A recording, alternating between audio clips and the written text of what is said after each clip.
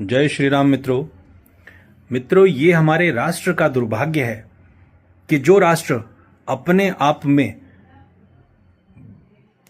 पूरे संसार में जितना ज्ञान समाहित है, उस ज्ञान को अर्जित करता हुआ विश्व गुरु के रूप में जाना जाता था। आज परिस्थिति क्या आ चुकी है कि हम अपने ज्ञान को छोड़ चुके हैं। कौन सा ज्ञान? आध्यात्मिक ज्ञान। अब जैसा कि हमने लास्ट वीडियो में बताया कि आध्यात्मिक व्यक्ति कौन होता है।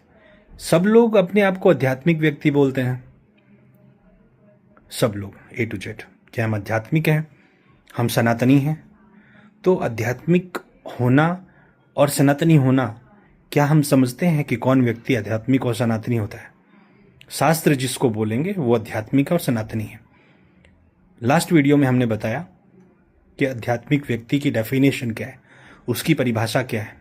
यहाँ पे थोड़ा सा उसको समझ लेते हैं कि हमारे शरीर में जो हमें चलाता है, जो मस्तिष्क मेन सूचना प्रसारण तंत्र है, जिसमें बुद्धि सबसे ऊपर है।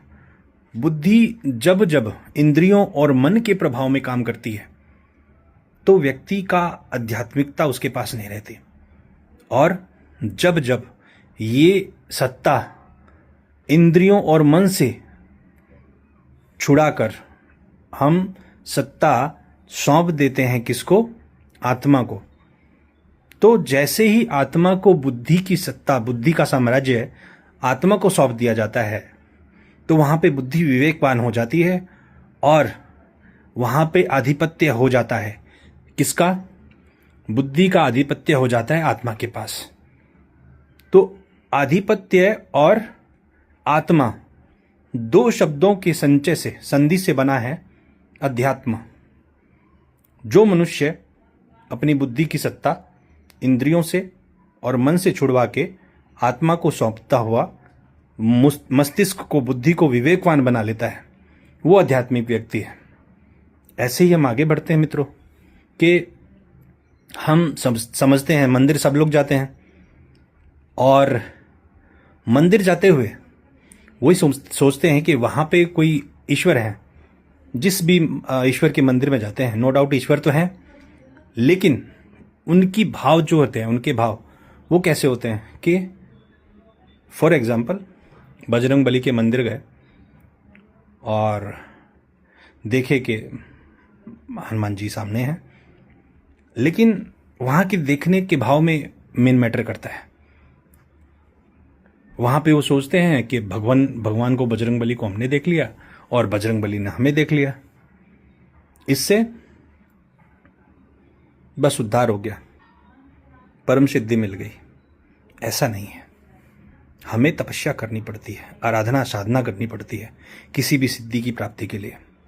यहाँ पे समझने वाली बात यह है, अगर हम मंदिर जा रहे हैं तो मंदिर शब्द अपने आप में क्या कहता है?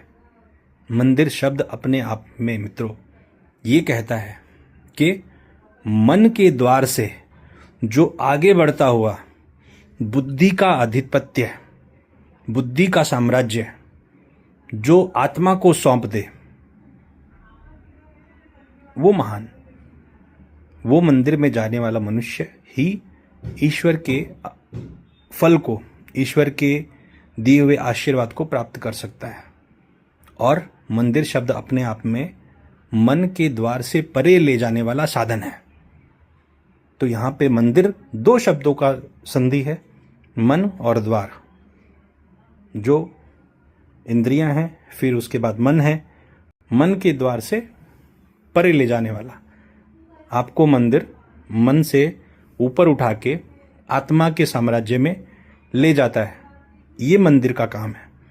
तो हम मंदिर के एकदम काम को एकदम छोटा समझ रहे हैं, तो ये हमारी मूर्खता है मित्रों। हमें अपने शास्त्रों को, अपने अध्यात्म को सही से समझना पड़ेगा। बस सही से समझिए, जीवन बहुत सुंदर हो जाएगा, सरल हो जाएगा, और दिव्यता, दिव्य शक्तियां कहीं ना कहीं से आपके साथ हो जाएंगी। आपको बहुत कुछ प्राप्त होगा मित्रों। जय श्री राम।